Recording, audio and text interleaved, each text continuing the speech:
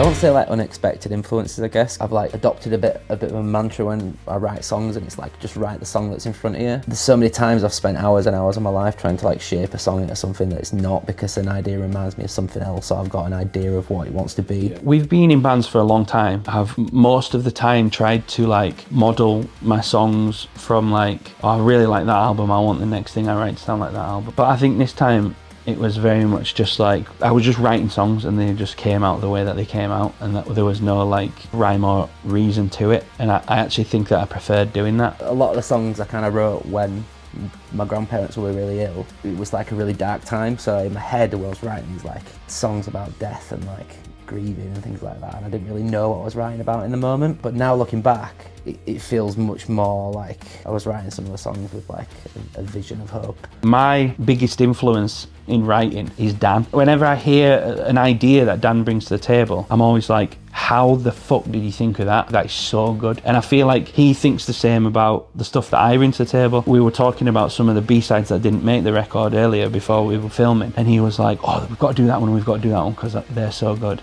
And I'm like, you're all right. Lately almost didn't make the record because he was like, nah, I'm not keen on it anymore. It's that thing, it's like the writer's curse. It's like you don't recognise what's good because you created it, and it's gone round in your head so much that you've worn it thin. When I write something, I want it to impress Dan, and vice versa. So he's probably like the biggest influence that I have when I write.